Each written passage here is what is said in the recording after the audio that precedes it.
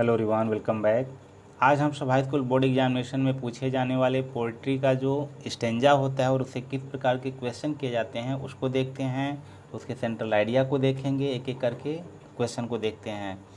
तो पोइट्री का क्वेश्चन है कि read the following stanza and answer the question that follow. यानी इस सबसे पहले स्टेंजा को आप पढ़िए और उसके नीचे जो क्वेश्चन दिए गए हैं इसके अनुसार उसका आंसर लिखिए। दे रहा है कि but he has lodged in a concrete cell, his strength behind bars stalking the length of his cage, ignoring visitors. Question दिया है कि how is he in the cage. He तो ही केज के अंदर कैसे है ये दे रहा है। तो ही चूँकि यह टाइगर है, यह टाइगर वाले चैप्टर से लिया गया है। तो यहाँ देखते हैं, पूछा है कि how is he in the cage, कि जो ही है यह इस केज के अंदर किस प्रकार से है।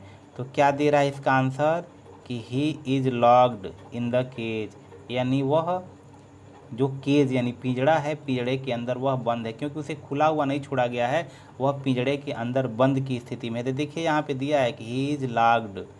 अब यहाँ कंक्रीट सेल दे रहा है तो सेल की जगह यानी केज का ही मतलब होता है सेल, यानी चारदीवारी वह कंक्रीट की बनी हुई है तो केज के लिए प्रयोग किया गया है। तो यहाँ केज प्रयोग कर दिया गया है कि he is locked in the cage, कि वह केज में बंद कर दिया गया है।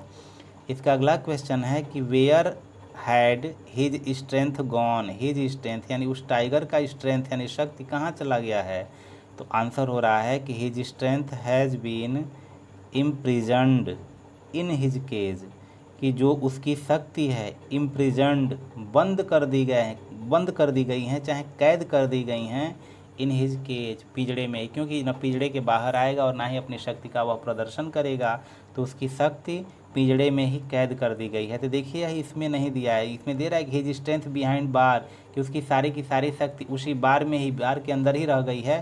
तो वही पूछा है कहाँ है, तो वही कह रहा है इम्प्रिजन्ड यानी कैद कर दी गई है। कहाँ पे, इन हिज के, जिस भी पिंजड़े में वह रहता है उसमें कैद कर दी गई है। तो यह हुआ। आगे दिया है कि give the central idea of one of the following poem. इसमें से किसी एक पोएम का आपको सेंट्रल आइडिया लिखना है, या क्वेश्चन दे रहा है कि write 4 lines from one of the poems in your text book और do not copy out the lines given in the question paper. Question में पेपर में दिए गए लाइन का आपको नकल नहीं करना है और एक किसी पोएम का 4 लाइन लिख देना है। तो सबसे पहले हम सेंट्रल आइडिया देखते हैं। सेंट्रल आइडिया किसका है, डस्ट ऑफ स्नो या एनिमल्स। तो यहाँ सेंट्रल आइडिया दिया है डस्ट ऑफ स्नो का। तो इसको देखते हैं, इसका सेंट्रल आइडिया क्या है। दे रहा है कि Robert Frost is trying to shatter the old beliefs that humans consider all ill omens.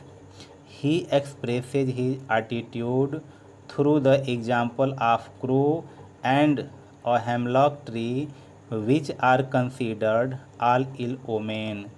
Nothing is good or bad, but thinking marks is so. He squeezes goodness from the bad ones. तो इस प्रकार यह dust of snow का जो ये central idea है, इस प्रकार से यह सेंट्रल आइडिया हुआ। आगे देखते हैं। अब एनिमल का भी हम सेंट्रल आइडिया देखते हैं। एनिमल का सेंट्रल आइडिया क्या है। दे रहा है कि in this poem Walt Whitman praises animals for being better than humans.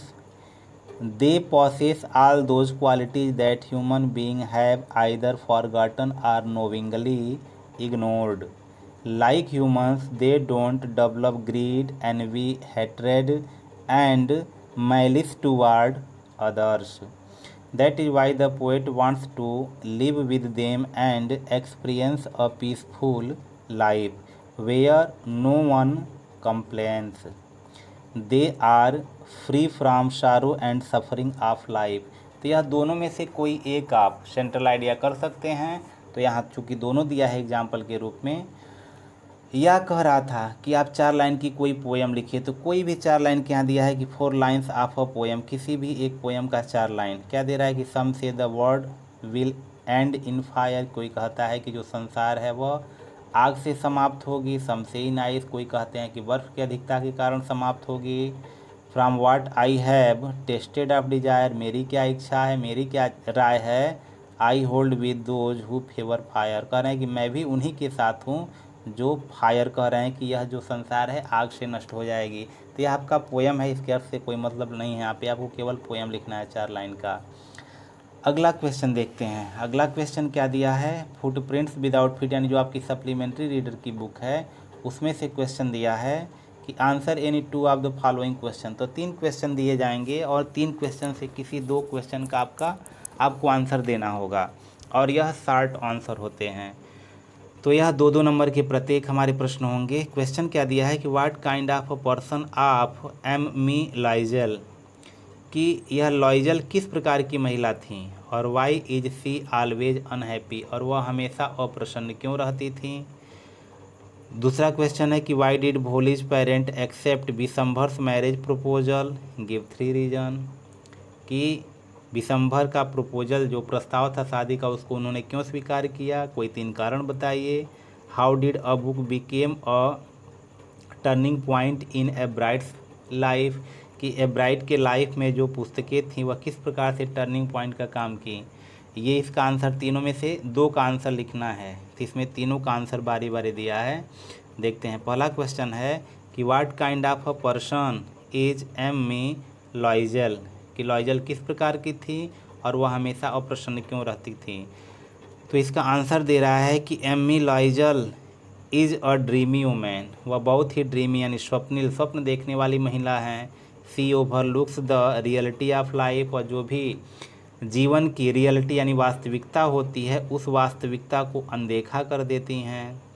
C is always unhappy, वह हमेशा इसीलिए अप्रसन्न रहती हैं। Because dreams can't be true, क्योंकि सपने कभी सच नहीं होते हैं इसीलिए, और वह सपनों को ही सच करना चाहती हैं इसीलिए वह दुखी रहती हैं। दूसरा क्वेश्चन है कि why did Bholi's parent accept Bishamber's marriage, तो इसका आंसर है कि Bholi's parents accepted Bishamber's marriage proposal due to these 3 reason, इन 3 कारणों से। क्या क्या कारण था, Bholi would be lucky to get such a rich bridegroom, कि इस प्रकार के धनी दूल्हे को पा करके वो बहुत ही भाग्यशाली होगी, ऐसा सोच रहे थे वे लोग। दूसरा इसका रीज़न है कि Bishamber did not ask for any dowry, कि उसने किसी प्रकार की दहेज की मांग नहीं की थी, यह भी दूसरा कारण था। और तीसरा कारण था कि he had a big shop, उसकी एक बहुत बड़ी दुकान थी, अ हाउस, एक बहुत बड़ा घर था, ऑफ हिज ओन, और वह उसका स्वयं का था। यह तीसरी अपॉर्चुनिटी थी, उन लोगों के लिए सोच रहे थे और इसीलिए उन लोगों ने भोली से उसकी शादी करने के लिए हामी भर दिया था। तीसरा क्वेश्चन है कि how did a book become turning point A brides life, इसका आंसर क्या दिया है कि इट वाज बिकॉज, यानी वह टर्निंग पॉइंट बना क्यों, कह रहा है कि it told him how monarch butterflies migrate, क्योंकि उस पुस्तक में लिखा हुआ था, बताया पुस्तक ने कि हाउ मोनार्क बटरफ्लाइज, कि जो मोनार्क तितलियां होती हैं किस प्रकार से माइग्रेट प्रवास करती हैं to Central America, Central America की ओर, और it opened the wide world of science for him, और यही उस लड़के ब्राइट के लिए लगभग साइंस का एक बहुत बड़ा जो क्षेत्र था, संसार था, उसके लिए खुल गया। तो इस प्रकार 3 क्वेश्चन होंगे, उसमें से आपको 2 को ही करने होंगे क्योंकि यहाँ पे एग्जाम्पल के रूप में तीनों दिया गया है। अगला क्वेश्चन है, अगला क्वेश्चन लॉन्ग क्वेश्चन है और 2 आता है, इसमें से एक ही करना होता है। क्वेश्चन क्या है, कह रहा है कि यहाँ पे answer any one of the following question. पहला क्वेश्चन है कि how did the narrator find Anil as a man and as an employer, और दूसरा क्वेश्चन है कि the scientist was a man of irritable temper, give one example to prove this, इसको prove करने के लिए एक उदाहरण दीजिए। तो इस पहला का आंसर दे रहा है, देखते हैं कि अनिल फाइनल, यानी how did the narrator find Anil as a man and as an employer, तो इसका आंसर होगा कि Anil finally agreed to let the narrator work for him if he knew cooking, but the narrator had told a lie as he couldn't cook. When he cooked, Anil gave the cooked meal to a stray dog. Anil asked him to get away, but later he agreed to let him live in the room. Anil told him that he would teach him how to cook. He also taught him to write his name. Soon Anil would teach him to write full sentences. He would also teach him to add numbers. The narrator found Anil to be a kind-hearted and generous person. He also found him a trusting person or he had ever met. That's why he told that it was difficult to rob trusting person और Anil's company made the narrator hate stealing and be a good man. ये हमारा पहला का answer हुआ। दूसरा question था कि the scientist was a man of irritable temper, give one example. कि जो वह साइंटिस्ट था वह इरिटेबल यानी चिड़चिड़ा स्वभाव का था। कौन? तो ग्रिफिन के बारे में बात हो रही है, ग्रिफिन। तो अब उसी के बारे में यहाँ इसका आंसर हो सकता है। इसको देखते हैं कि करके। Griffin was a man of very irritable temper. Griffin बहुत ही चिड़चिड़ा व्यक्ति था। The first example was when his landlord try to eject him. Griffin was so irritated that he put the house on fire. It was the beginning of a series of troubles for him. In order to escape, the made himself completely invisible. He swallowed some rare drugs. This made his body transparent. However, Griffin did not perhaps know how to become visible again. He became a thief and a nuisance for all concerned. All this happened simply because he was of irritable temper.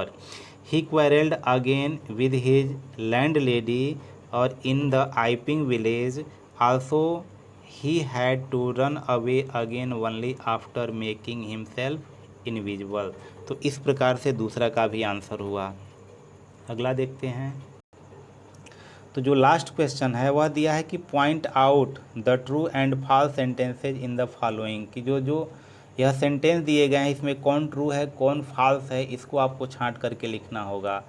तो पहला question है कि the narrator is as rich as Tricki's mistress. कि जो narrator था यानी वर्णन करता था वह उतना ही धनी था जितना कि ट्रिकी की मिस्ट्रेस यानी जो मालकिन थी। तो यह क्या है? ए यानी गलत है, यह फॉल्स है पहला। तो यानी इसके आगे फॉल्स आपको लिखना है। इस प्रकार से गलत यानी क्रॉस का चिन्ह या इस तरह से ट्रिक का चिन्ह आपको नहीं लगाना है, उसके आगे आपको फॉल्स लिखना है अगर गलत रहेगा तो। अगर सही रहेगा तो ट्रू लिखना है। इस तरह से क्रॉस यानी यहाँ पे जैसे यहाँ क्रॉस और ट्रिक यानी जो सही का चिन्ह होता है वह नहीं लगाना होता है। दूसरा क्वेश्चन है Hari Singh changes his name every month. कि जो हरी सिंह है वह हर महीने उसका नाम बदलता था। तो यह सही है, तो इसके आगे ट्रू लिखेंगे। अगला दिया है कि the house of Matilda's ruin was her great love for her dreams. यह भी सही है, तो इसके आगे भी ट्रू लिख देंगे। Griffin was a true scientist. Griffin एक बिल्कुल अच्छा वैज्ञानिक था। As he gave a new thing to the world. और उसने संसार को एक नई वस्तु दी तो कुछ नहीं दिया, वह खुद चोरों की तरह घूम रहा था। तो यह फॉल्स हो जाएगा, इसके आगे फॉल्स लिख देंगे। तो इस प्रकार का क्वेश्चन आपके बोर्ड एग्जामिनेशन में पूछे जाएंगे और आपको इस प्रकार से इसके आंसर देने होंगे। और इस तरह से आंसर देंगे तो आपको पूरे के पूरे नंबर मिलेंगे। तो आशा करते हैं वीडियो समझ में आया होगा। वीडियो को लाइक करें, अपने मित्रों में भी इसको शेयर करें और चैनल पर नए हैं तो चैनल को सब्सक्राइब कर लें। Thank you.